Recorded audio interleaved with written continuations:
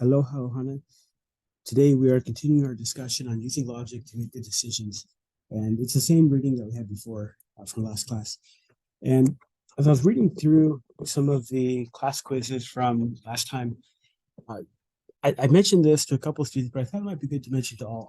I think most of you captured this, but there were a couple comments that like logic would be good for an exam, or why is this even important to Excel? And I did want to address that very quickly. Having good logic help means that you're a much better analyst. And or what does it have to do with accounting? One example might be if your whole purpose is to be just do data entry, you want to be an accounting technician, maybe you don't need to think so much. But if you want to be an accountant, you need to have good logic. You need to understand what the numbers mean. If you want to be a good analyst, you need to have some logic, understanding of basic logical principles, be able to analyze things and come to conclusions. Anything above the basic entry level position that requires some critical thinking skills will use some logic. So there's hopefully some motivation as to why you might want to use logic and beyond just this class or other classes, but in being able to analyze and interpret things. And so that's my main motivation for wanting to make sure to include this module within this course. Today, I have it's kind of a fun example, kind of silly example, but it'll bring us through the process. Let's look at, oh, let's do a quick review using logical reasoning. And there's the quantitative reasoning process. Good logic helps us make good decisions. And the process of analyzing, evaluating arguments in order to draw valid conclusions, it's important to understand the problem. And as we make key assumptions, first of all, you understand what the problem is. You have some sort of a framework to identify what you're trying to solve, identify the key variables. The word variables come from vary, so things that change. This is where you can make decisions. It's also important to make key assumptions. In one problem, an assumption may be a variable, in others, that variable may be an assumption. Assumptions are things that are really important that don't really change, but they help us set up the framework for solving what we're trying to do. The next step is to apply quantitative tools. Use whatever tools you have at your disposal. The more tools, of course, will give you more options. And then once you apply the quantitative tools, you have a bunch of options in front of you that you make an informed decision. And it's good to go back and reevaluate your reasoning. This process is really good for pretty much anything we do in life. And we use it. It'd be a good process for if you're trying to decide to buy a car. Okay, what kind of a car do you need? Make some assumptions. If you have 3 kids, that's way different than if you have 4 kids. That you just narrowed it down about 80% of the cars because the number of seats that vehicles have. Assumptions are important, and maybe how much money you have. That would be a variable that could affect what type of vehicle you're going to buy. Apply quantitative tools. Either you're going to save up or you'll take out a loan. Figure out what you can afford, make an informed decision. And then most of the time, if you buy a car, you're probably going to buy another car in about 10 years or some period of time later on. And if you evaluate your reasoning, next time you make that repeated decision, you can make a better decision, hopefully. Some decisions you may make only once. For example, if you only buy one house and you never move, it still would be good to understand why you're in that house. And that can help make sure you stay in the home or something. Or like who you marry, think about why you got married, what those reasons are. As you evaluate your reasoning, that can give you a lot of strength as you resolve differences of opinion later on down the road. And so this is a really good framework that we can use to make rational decisions. And for today's activity, we have here we go. Kai and Holly are in love, and they're going to be engaged soon. And they've spent a bunch of time window shopping at jewelry stores, looking at engagement rings together. In fact, Holly's even tried on a few rings. And they're both in school. They want to be careful about their decision. Holly pointed out that she's going to have this ring forever, and she wants Kai to surprise her with the ring. So she wants Kai to make all the big decisions here. And Kai would like to surprise her with the ring. Holly agreed because it's going to be his gift for her. So understanding the framework, understand the problem is Kai is going to be buying a ring. Let's help Kai with this. He saved up $1,150 to buy the ring, but he's also willing to take out a loan so he can buy the perfect ring that he wants. Let's identify some variables. What are things that can vary or things that can change in terms of this purchase he's going to make? And in this, he has the option of, let's see, if you're buying a ring, there's things, your choice of metal, there's titanium, yellow gold, white gold, rose gold, platinum. These are all options that he might be able to pick. The type of stone, there's a CZ, which would be a lot less expensive, diamond, colored gemstone, and there's different settings in there that can cost different amounts. So these are things that can vary as he makes his decision.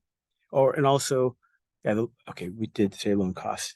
And so the type of, those are things that are not constant, but they can vary. What are some assumptions Kyle will make? These are assumptions are things that will set up the framework. These are things that don't change, but they can help guide his decision process. Like, for example, the most important one is that his assumption that Holly will say yes. And another one might be Holly likes traditional engagement ring and white, gold, or platinum. She likes a round cut diamond. So those are some preferences that she has, and based off these assumptions, they can help guide the decisions on the things that vary in this using quantitative reasoning process. So those are some assumptions, and because of those assumptions, we can narrow out a few things that don't really matter. Maybe we can qualify our decision and make it a little bit easier to choose things. So that's why assumptions are important. It's good to go back and reevaluate your assumptions sometimes, because that may change what you're going to decide. If we apply the quantitative reasoning, so remember he saved $1,150. There's different costs with each of these. Titanium is the lowest cost. You can get a plain setting or a fancy setting.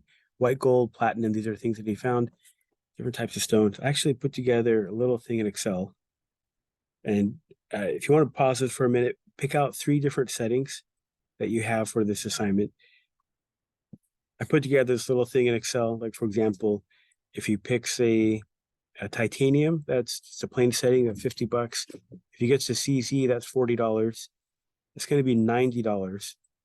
If he has 1150, that means he's going to have $1,060 left. Doesn't need to borrow anything. That's negative. And so his total cost is going to be $90. If on the other hand, he went for the fancy platinum, see, that's $1,400 with a, what is that? 1 carat diamond. And so that would be $4,400. He'd need to borrow $3,250. And then if we use this graph, these are the amount he can borrow and the finance charge. And so if his ring's going to cost $4,400, he has that much in, let's see, annotate this. If his ring's going to cost that much, he has that much in savings. That means he'll need to borrow this amount. And that means there's going to be $1,075 finance charge. So the total cost of that ring is going to be about $5,500. So you use the quantitative methods that you have to determine let's see, to determine what the cost of your ring is, and pick up 3 scenarios, and then choose one of those that you think could be best for him. So yeah, with the finance charge, the way it works is, let me get this back. So if he has to borrow $1,000, if for example, the amount he has to borrow is $900, that means he has to borrow up to $1,000. You have to round it up the nearest increment, and then add the finance charge over there to that amount. So based off this information, what do you think he should decide? That's one of the questions I have on the in-class quiz. So go ahead and fill that part out. So what happens? He goes to the store. There's all these fancy advertisements this year. Get her the gift that says your love is forever. Now that's an appeal to emotion. Well, both of these ads are. So there may be some logical fallacies. What happens? The The salesperson encouraged Kai to just look at a few more expensive options and imagine how thrilled his fiancee will be when she shows off her stunning engagement ring to friends and family, ends up buying a much more expensive ring than he originally decided to buy. And we can talk about some fallacies. Actually, before we do that, let me go back to number 4. You make an informed decision. Last semester when I did this, there were probably about 10 groups. I had the class divided into groups instead of doing it individually. And I think it was about 10 groups. And of the 9 of the 10 groups picked something that he could afford. Only one picked a setup where Kai would have to borrow a bunch of money. And I thought, anyways, that was interesting. So what happens here? What happened to his decision-making process? There he fell into that logical fallacy of the appeal to emotion, and he's thinking about, I may not have been thinking about what was most important. And when we had this discussion last semester, I asked the question, what would you think if your fiance expected a very expensive ring? This is towards men. What would you think if she insisted you not spend a lot of money on her ring? And that was interesting. There was one guy, he looked like probably the biggest, toughest guy. When I asked that question without pause, he said, "Oh, I'll just get her what she wanted, regardless of what it costs. If that's what she wants." And a bunch of other guys said, "Oh, maybe I might evaluate who I'm dating." But anyways, there were a big range of responses. When I asked the woman, what would you think if your fiance spent more money than he had on your ring? What would you think if he was frugal in purchasing your engagement ring? There was one girl said, "I would be really mad if he spent more money than he had." Another one said, "I would be really sad." And there was still another person who said, "Oh, he'd have to buy me a really expensive ring, but he'd have to be able to afford it." Kind of funny. But what are some other decisions that can be influenced by logical fallacies? We make small decisions and big decisions every day in our life. And we make personal decisions, we make decisions in our profession. And it's important we understand what the logical fallacies are. If we do understand the logical fallacies, that can help make sure that we can make a more rational decision, one free of making fallacies. How do we deal with persuasive logical fallacies? We try to make decisions and they're purchase important things. I think probably the best answer to that is understanding what the fallacies are. And I mean, we make a decision. It's important that we go in with our eyes wide open. We understand why we're making that decision. And I did want to say, since this discussion had a little bit about diamond rings, I wanted to talk about that this is fairly largely a U.S. cultural phenomenon, and it has spilled over to other places of the world. And about 100 years ago, De Beers Diamond owned about 90% of the world market of diamonds, and they wanted to create a bunch of scarcity. And so they initiated this huge advertising campaign. Here's one from the 1960s. It says, "A promise of a heart, a diamond is forever."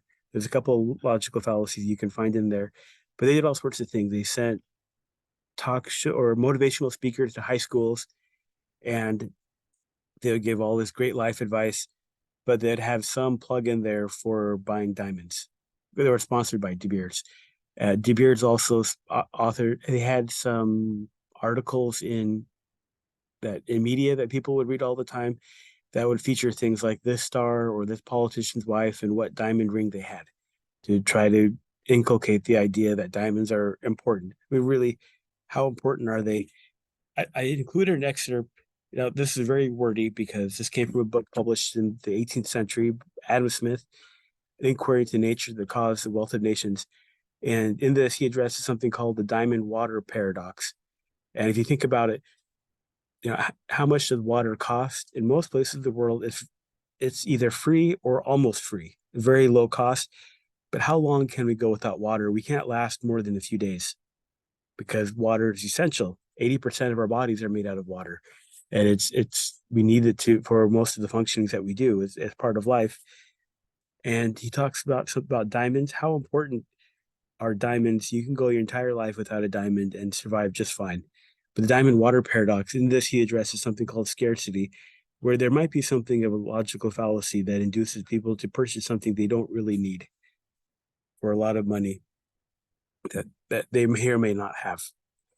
Well, anyway, I hope you enjoyed this discussion today about logical fallacies. It's kind of a silly example, but I hope it also helps you think about whether this is kind of a personal example where logical fallacies could influence a decision, but also think about that when you're doing quantitative reasoning, what are some fallacies that might come into place, and how would you address those, and how can you answer things in a more logical manner?